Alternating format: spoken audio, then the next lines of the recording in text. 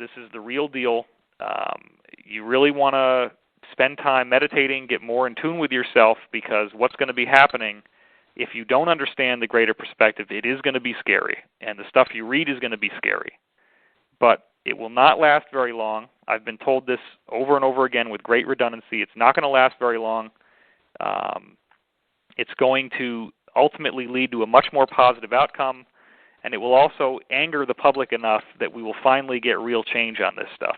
The stage is set for the dismantling of the Federal Reserve. You've got all these, laws trying to be passed in Congress about it. Ron Paul is being taken much more seriously. It's a very, very interesting time that we live in. It's a very positive future that we're heading for, and I'm making mention of this stuff now because I do have prophetic abilities. I do have provable abilities to see into the future. It's happened many times before. I've documented it. This one hasn't happened yet, and I sure as heck don't want to sit back and not be responsible and not tell you what I'm getting before it happens. Yeah. I've got somebody on the chat room here asking if they should pay their taxes this year.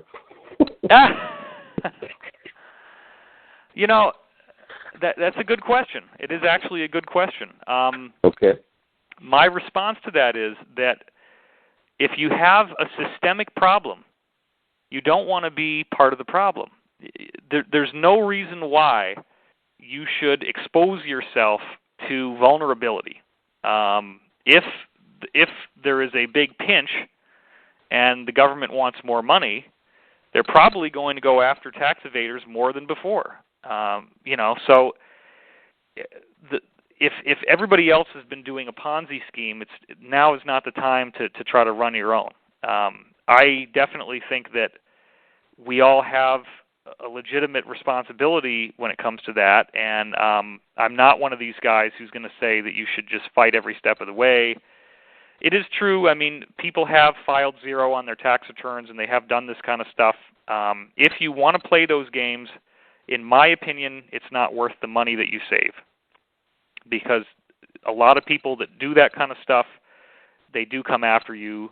If you don't pay your taxes, then you're basically living in anxiety because you don't know if you're going to get audited. And then if you do end up getting audited, you're going to go into this world of paranoia and fear. And the investment in your own peace of mind by having paid your taxes is probably better than what it would cost you in terms of emotional anxiety if you ever did get audited.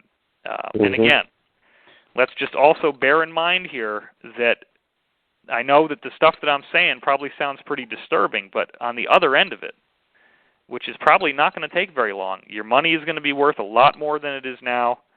You're going to have technologies that will be released. One of the things that was just so fascinating about Benjamin Fulford's testimony in the more recent past is how he's describing multiple factions that have all kinds of great stuff, including U.S. Space Command.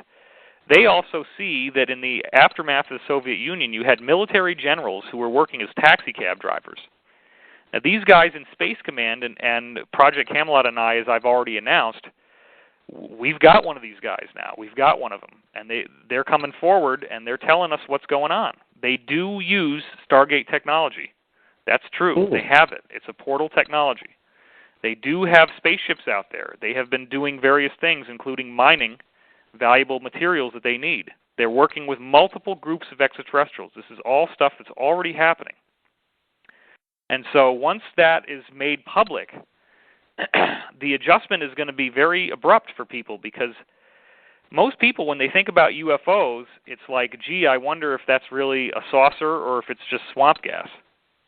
But again, as I've said so many times, if even one UFO sighting is not just a flock of geese or light reflected off the ocean or, atmospheric disturbances of clouds or, the planet Venus, if it's actually something that's not from here, then the UFO phenomenon is real, and there is other intelligent life out there in the universe besides us.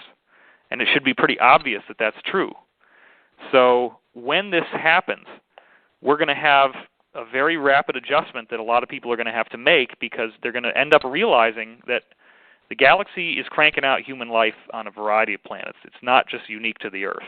Humans are very common, and there's actually been people visiting us on this planet, and that's one of the things that the V show is trying to spin to make people terrified. Because in the V show, you have reptilians who then have cloned human skin over the top of their bodies to look like us, but they're actually this hideous creature underneath. That's part of the spin, because you're going to hear, when the disclosure happens, that there's a lot of people that look like us and that they've already been here for a long time. So one of the things you remember that I pointed out in Disclosure Endgame is testimony from this man, Robert Turnbull Crowley, who worked for the CIA on a high level during the era of James Jesus Angleton.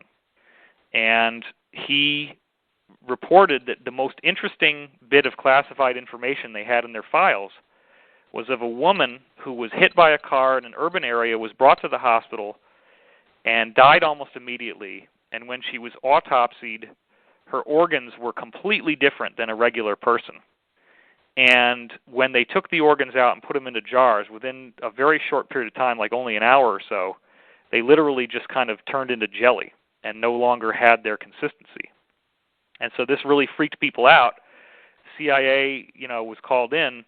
But what ended up happening was the Air Force came in, and they said, "Oh, we know what this is. We know what to do. You all get out of here. This is not your jurisdiction. We'll handle it from here." The people who were in the hospital who saw this were all debriefed, sworn to secrecy, threatened, et cetera, and the whole thing was covered up. But this guy, Robert Crowley, did have photographs of the autopsy that he was going to try to get to Gregory Douglas, which apparently never happened because the photographs were not produced. But, I didn't mention this in Disclosure Endgame, but it seems pretty clear that what you're dealing with in that case is somebody who had holographically projected a body into third density, but it was being held in place by the force of consciousness, and that's why it liquefied so quickly once the life force was gone, because it wasn't a biological body as you and I would normally think of it, as much as it was a manifested body, manifested by consciousness. Wow. So, there are these kinds of people here on Earth now, and most of them are positive. And it's important that we hear that message so that this kind of ridiculous propaganda, the show V is deliberately intended to feed into the hands of the right-wingers so that they think that any extraterrestrials are demonic and satanic.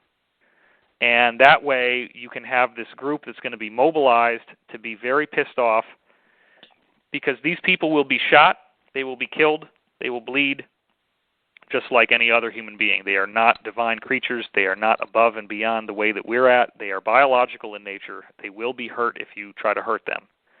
And I think it's important that we not be racist on an interstellar basis either. Yeah, really. Hey, listen, did you get a chance to see Avatar? I certainly did. That? I certainly did, and that's another really amazing step in the right direction. Peterson actually told us that the military assets you see in Avatar are very, very close to what's actually been built. And that was one intriguing thing that he said. But, yeah, this is definitely a disclosure film, and it's definitely intended to get people away from the idea of evil extraterrestrials and into the idea that, hey, they have families and they have societies and they have groups just like we do, and we should not treat them as hostiles or as these terrible people, because ultimately we're all children of one universe, and we all have the gift of life and the gift of intellect and the gift of reasoning and the gift of compassion. And we all there was certainly that spiritual thread in there too.